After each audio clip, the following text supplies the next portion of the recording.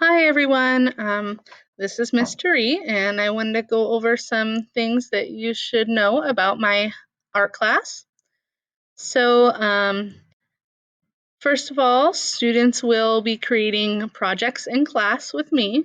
All of our big projects will be done on campus, and they would only need to bring them home if they are falling behind um, compared to other students, or sometimes maybe some students choose really difficult projects to do and they want to go above and beyond, and so they need a little extra work. But for the most part, they will be done in class. At home, our homeschool portion of my class will be done in a sketchbook. So our first big project in my class is to create a sketchbook. So we will be learning how to sew the pages and bind them into a really nice book, and they create their own cover that's personal to them. And then we'll be creating artwork in that book throughout the year. So since you guys don't have those sketchbooks yet and you still have some homework to do, all of the teachers of records should have given you a little packet, because I've went ahead and made the first couple packets for you.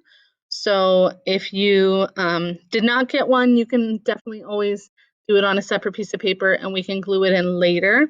Some people really don't like working in the sketchbook. It's just kind of big and bulky for them. So you're always welcome to do your artwork on a separate piece of paper and then glue it in.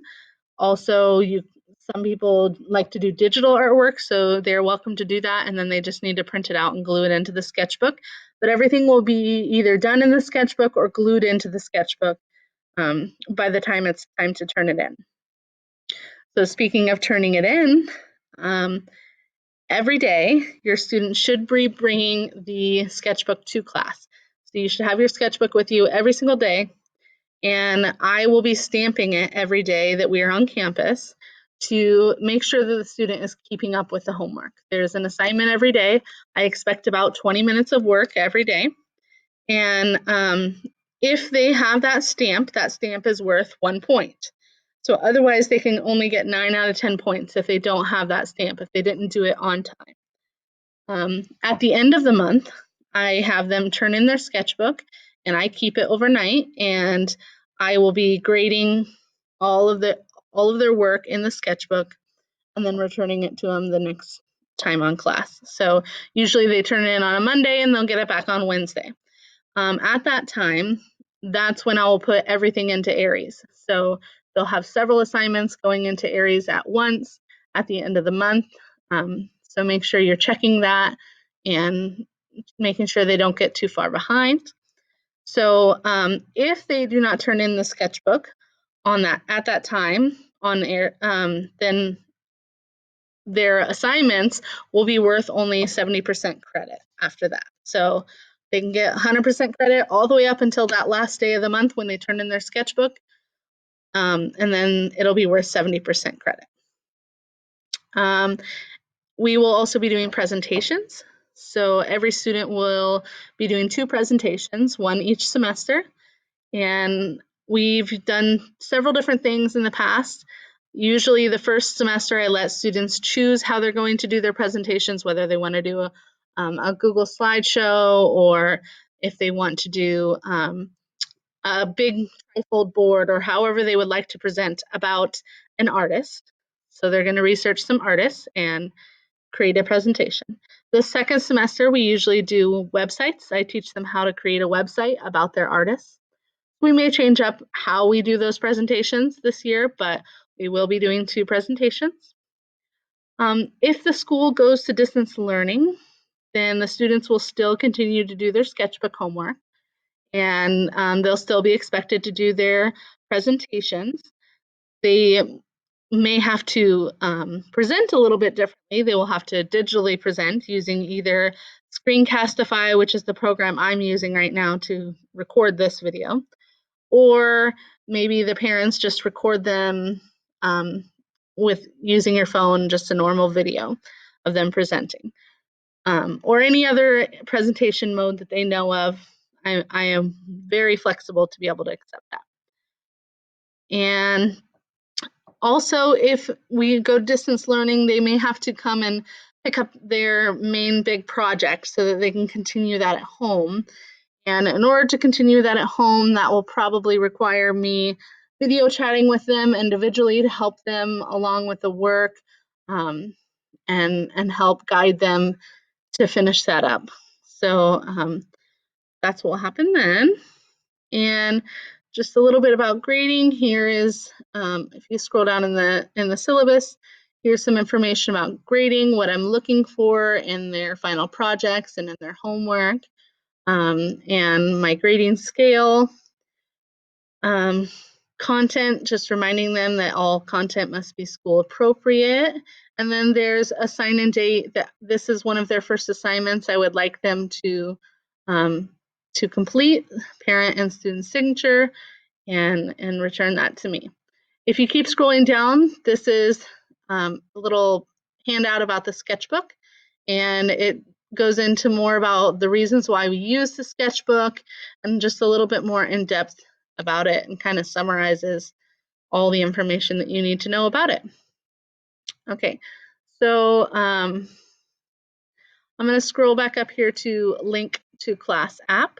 So I have created this app this year, and you can bookmark this to your phone. I have instructions for bookmarking it to your phone or tablet device so that you can easily access any of this information that you need at any time. So we're going to go to high school art. So on my high school art app page, there's a link to Aries, so you can check your Aries. There's a link to my class website. There's a link to contact me, a link to my Google Calendar. So Google Calendar is kind of important because this is what you're going to be writing on your logs. So I have all of their homework for the first month loaded in there. So you can just write everything that's on the Google Calendar, you will be writing in your logs. Okay, and then there's an About Me slide. You guys can check that out. There's this homework table of TOC, which is table of contents. This is an important document that they will use in my class very often, every day. So these are the homework assignments for the first month. It's the same as what's written into the Google Calendar, so there's multiple ways that you guys can find this information. But we use these because they're formatted to fit into our sketchbook. So the students will actually receive a printed copy of this and cut them out and glue them into their sketchbooks so that we can keep track of everything that they do. And right here is the page numbers where this artwork should be located in their sketchbook, and they'll write page numbers every time they create an artwork. So again, link back to the syllabus. And then there's some learning links and our first week's homework. So if you click here, this is how you get more information about our first week's homework. So this goes into in depth about exactly what I expect for this first week's homework, and some examples if you scroll down even farther. And so the learning links. There, I will probably be changing out Khan Academy because we don't really use that often. But one of the ones that you will use a lot is Artsonia, and that is a website where you can upload your artwork into a program, and it keeps a portfolio for you as long as you're at the school. So I'll be having everybody upload their artwork into Artsonia whenever possible. And if we go distance learning, this is how you would be turning in your artwork for your sketchbook, since I won't be able to physically see those. One of the really great things about Artsonia is as students upload artwork, they have a gift shop that you can order any of these items at any time with your artwork on them. So any project that a student does, you guys can upload stuff. You can do your own projects and upload them from home specifically to create one of these projects, one of these products, and you can order them at any time, and then you are able to have those, and the school gets 20% of the proceeds. So that's pretty cool. Everybody can make their own individualized mask since we all have to have them. That'd be kind of cool. So there's lots of different items here, and it's just a cool kind of benefit of doing this program. But for me, the bigger benefit is the organization of it. It's really helpful to have everybody's artwork all in one place, all organized by student. Um, so there is one more that I want to show you. Oops, that went to the wrong place. So it actually is in my elementary art app. If you click on the virtual art room, although this is more for elementary art, there are some cool things that in here that high schoolers can check out as well. Just for fun. There's a lot of like how to draw videos and things like that. There's some information about all of the different elements and principles of design.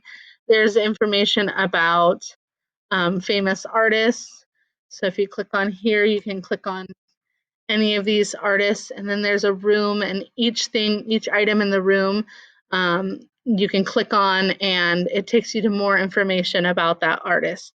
So it's kind of a cool thing to do if you're really into art and want to explore. And so there's lots of cool things. There's a museum, so you can go to see the MoMA Museum or the Met and virtually go on a tour. So these are some cool things. And again, it links to Artsonia. There'll be an Artist of the Month. And just some really cool things in there that will be updated throughout the year. So that's a fun extra that you can access as well. So for the high school art, that's about it. And I hope you guys enjoy my class. I can't wait to see you. And see you soon.